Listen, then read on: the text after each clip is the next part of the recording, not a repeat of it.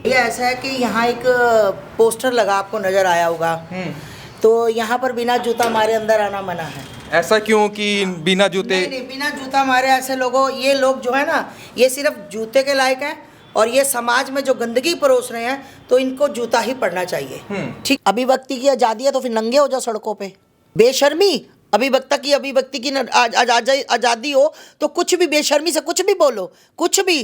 तुमने गाली 1 दी, तुमने 2 दी, 4 दी, फिर तुम इतनी गंदी गाली पे आ गए कि कानों से खून निकल गया, उसको तुम आज़ादी कहते हो?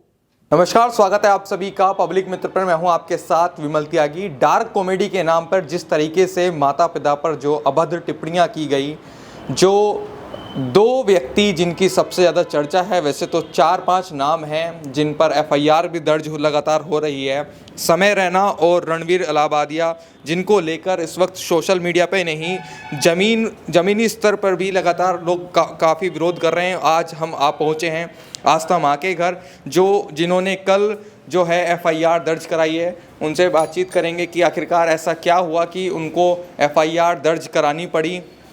मैं आ चुका हूँ, मैं बेल बजा रहा हूँ। माता जी, आपका इंटरव्यू लेना था, आपने कल एफआईआर दर्ज कराई है कुछ लोगों के ऊपर। हाँ जी, उसी बारे में चर्चा करनी थी। जी जी जी जी भैया, ऐसा है कि यहाँ एक पोस्टर लगा, आपको नजर आया होगा। तो यहाँ पर बिना जूता मारे अंदर आना मना है। ऐसा क्यों कि बिना जूते? नहीं, बिना जूता मारे ऐसे ये लोग जो है ना, ये सिर्फ जूते के लायक हैं और ये समाज में जो गंदगी परोस रहे हैं, तो इनको जूता ही पड़ना चाहिए। ठीक है, जो अच्छे लोग हैं उनके लिए हम स्वागत करते हैं, ऐसे लोगों को जूता मारते हैं। तो आप आ सकते हैं अंदर, बिना जूते मारे यहाँ पर कोई नहीं आ सकता। ये देखिए, आपको लगता है ये मेरा कोल्हापुरी चप्पल, और ऐसे करके ऐसे ऐसे ऐसे ये लोगों का ऐसे ही हम लोग स्वागत करते हैं। आइएगा, स्वागत। मतलब मेरे को तो ऐसा लग रहा है कि मैं इनको जाकर ना इनके लठ बजाऊं। मेरे से बर्दाश्त से बाहर है कहानी के। इन लोगों को हुआ क्या आखिर? मतलब शो चलाने के लिए अभी तो पोन का कह रहा था, अगर कोई पोन भी मिल जाए तो चला देंगे हम। भाई मसाला चाहिए तेरे को, अब मसाला मिल रहा है ना, दुनिया दे रही ना मसाला। बेटा मसाला ले मेरा बच्चा, अब मसाला तुझे पब्लिक देगी, दे रही है ना पब्लिक। ठीक है, पब्लिक हंसे। और मैं कहना चाहती हूँ, जो कई पब्लिक वाले कमेंट कर रहे हैं कि आप लोगों को तो हंसी मजाक, थू पब्लिक वालों, तुम पर भी थू। अगर तुम इसको हंसी मजाक कहते हो ना, तो सड़क पे नंगे हो जाओ बिल्कुल। ठीक है, इसको हंसी मजाक कहते हो। वाह वाह, पब्लिक तालियां मार रही है। और प्रेमानंद जी क्या कहते हैं कि जहाँ अपने धर्म की, जहाँ अपने माँ बाप की निंदा हो, वहाँ से उठ के चल देना चाहिए। तो मैं कहती हूँ प्रेमानंद जी, जिस दिन मेरे सामने ऐसा कांड हुआ ना, मैं चलूंगी नहीं, मैं लठ बजा के आऊँगी। ये मेरा प्रेमानंद जी, आपके चरणों की कसम खाकर कहती हूँ, इनके मैं लठ बजा के ना आऊँ तो मैं अपने बाप की औलाद नहीं। अच्छा, रणवीर अलाहाबादिया जो है, ये तो सनातन धर्म की बात करता था, योगा की बात करता था, लेकिन क्या समझ आता है कि आज योगा सनातन धर्म कहाँ चला गया? ये इसलिए करता था क्योंकि इसको अपनी आईडी चमकानी थी। फिर किसी ने कहा ऐसे नहीं, कंट्रावर्सी कर, कुछ गंदा कर, तो फिर ये अपनी औकात पे आ गया ना। ये अपने माँ बाप के संस्कार, आज माँ बाप के ऊपर थू है, दुनिया की थू, मतलब डूब के मर जाना चाहिए। अभी तक किसी के बाप को अटैक भी नहीं आया, अभी तक 4-5 में से किसी की माँ भी नहीं मरी, क्योंकि शर्म से बंदा मर ही जाता है ना। अब रो रहा है, माफ़ी मांग रहा है। अरे जब तुम कर्म करते हो तब नहीं तुम्हें पता होता। मैं कहती हूँ जनता से कहती हूँ, हाथ जोड़कर विनती करती हूँ, हाथ जोड़कर, कि जो सनातन संस्कृति को धूमल किया गया ना, जो एक माँ को पीड़ा दी गई, जो माँ के लिए इतने गंदे अपशब्द बोले गए, भाई माफ़ मत करना। अगर तुम सच्चे सनातनी हो तो माफ़ मत करना एक बार, क्योंकि अगर इसके लिए तुमने आवाज़ नहीं उठाई ना, तो याद रखना हर दूसरा चैनल तुम्हारे आगे गंद परोसेगा। और जिसको गंद देखने का शौक़ हो ना और परोसने का, तो अपने एरिया में रेड लाइट एरिया लिख ले, कोठा लिख ले। ठीक, हमें कोई एतराज़ नहीं, फिर हमें पता लग जाएगा कि कोठे पे यही कुछ होता है। तुमसे अच्छी हैं कोठे वालियाँ, तुमसे अच्छी हैं, क्या समझे? तुम 4-5 से कोठे वाली अच्छी हैं। कम से कम वो धंधा करती है तो पर्दे के पीछे तो करती हैं, अपना बदन बेचती है ना, किसी मजबूरी में बेचती हैं।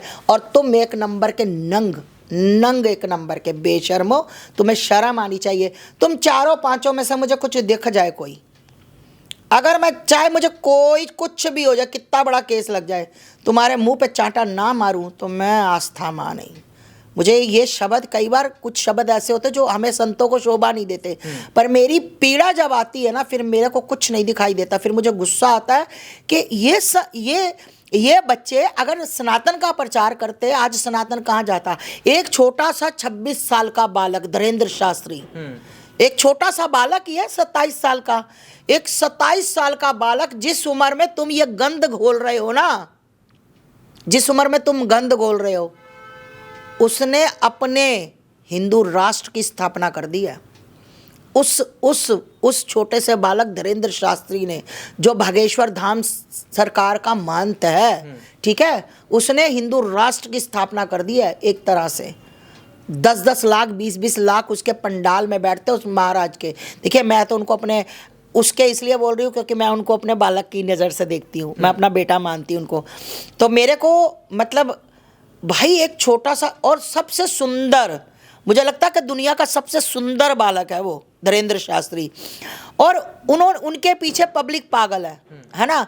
जो संस्कारी लोग हैं, यहाँ गंदगी वाले लोग पागल हैं कि गंदगी सुनना, गंदगी परोसना, और यही काम रात को करके गंदगी सोना। अरे तुम धीरेंद्र शास्त्री की तरह बोलते ना तो तुम्हारा चैनल करोड़ों मिलियन में जाता, है ना। तुम्हें अपने सनातन संस्कृति की नहीं, तुम्हें गंदगी की पड़ी थी, तो ले लो, गंदगी का नतीजा मिल रहा है ना। तो तुम्हारे जैसे घटिया लोग हैं जो समाज को गंदा करते हैं, और धीरेंद्र जैसे लोग हैं ना, जो धीरेंद्र शास्त्री जैसे छोटी सी उम्र के बालक, वो सनातनियों को एक जोड़ के रखते एक छत के नीचे। उनको भी परमात्मा ने मर्द बनाया, लड़का बनाया, उनके अंदर भी बहुत सारे दिल होंगे, पर उन्होंने अपनी मतलब जो चीज़ें हैं उसको मारकर सिर्फ सनातन के लिए। बालाजी की अपार कृपा, और तुम्हारे जैसे कहीं उनके सामने चले मत जाना, जूते मार के भगा देंगे वो। अभिव्यक्ति की आज़ादी है, ये तो हमारा हंसी मजाक करना, कॉमेडी करना, तो आपको क्या लगता है अभिव्यक्ति की आज़ादी नहीं है उन लोगों की? अभिव्यक्ति की आज़ादी है तो फिर नंगे हो जाओ सड़कों पे, हैं। अभिव्यक्ति की आज़ादी किसी कोई मतलब पानी भी चलता है ना तो वो कहीं ना कहीं जाकर ठहरता है, मतलब बेशर्मी। अभिव्यक्ति की आज़ादी हो तो कुछ भी बेशर्मी से कुछ भी बोलो, कुछ भी। तुमने गाली 1 दी, तुमने 2 दी, 4 दी, फिर तुम इतनी गंदी गाली पे आ गए कि कानों से खून निकल गया, उसको तुम आज़ादी कहते हो? उसको आज़ादी कहते हो? पत्रकार महोदय, क्या संदेश दे रहे हो आप? मीडिया के थ्रू क्या देना चाहते हो कि भाई सब बोल सकते हैं, बोलो, इस तरह की गंदगी करो, फिर इनका क्या जाएगा? ये तो बड़े बड़े फॉलोअर लेकर बैठे हैं, इनका क्या जाएगा? जो गंदगी इनके यहाँ से सुन के आएगा वो छोटी छोटी बच्चियों के साथ बलात्कार करेगा। बलात्कार परंपरा है इन लोगों की वजह से। आज छोटी छोटी बच्चियों के साथ बलात्कार हो रहा है, 3-3 साल की, 2-2 साल की, 6-6 महीने की बच्चियों के साथ, तो गंदे लोगों की वजह से। उनका कौन है? ये लाखों फॉलोवर कमाकर, ये मिलियन कमाकर, ये डॉलरों में पैसा कमाकर कभी इन्होंने किसी बच्ची को पूछा कि किसी बच्ची का बलात्कार हुआ? जो दिमाग में बच्चियां देखेंगी, जो इनको देखेंगी इनका नंगापन, तो उनको भी लगेगा हमारे फॉलोवर भी बढ़े, और वो बच्चियां कहीं ना कहीं फिर बलात्कार का शिकार होती हैं। कौन है उनका? अगर हम आवाज़ नहीं उठाएंगे ना तो दुनिया में कोई नहीं उठाएगा। आप प्रण कर लो कि बुरी बात के लिए आवाज़ उठाना है, अपने घर के बाहर मेरे घर की तरह लगा लो कि जूता मारे बिना इनको अंदर नहीं आना, बिना जूता मारे अंदर नहीं आना, और जहाँ मिले इनको लठ बजाना, इतनी बजाना कि इनकी 7 पुश्तें याद रखें। क्योंकि मैं सब कुछ बर्दाश्त कर सकती, तुम मुझे गाली दो मैं बर्दाश्त कर लूँगी। जहाँ मेरे भारत के संस्कृति के सम्मान की बात होगी, जहाँ मेरे गुरुओं की बात होगी, अरे शिक्षा लेनी है तो प्रेमानंद जी से लो ना, शिक्षा लेनी है, कुछ बोलना तो अपना बागेश्वर धाम सरकार के लिए बोलो ना, अगर बोलना तो यति महाराज जी से शिक्षा लो। लानत है तुम पर। एक तरफ गुरुओं के सर तन से जुदा के नारे लगते हैं, जो अपने धर्म को बचाने के लिए, अपनी संस्कृति को बचाने के लिए, अपने बच्चों को बचाने के लिए, जो समाज में आकर तुम्हें ज्ञान दे रहे हैं, और तुम जैसे गंदगी लोग जो कि ये परोस रहे हो, थू थू थू तुम पर।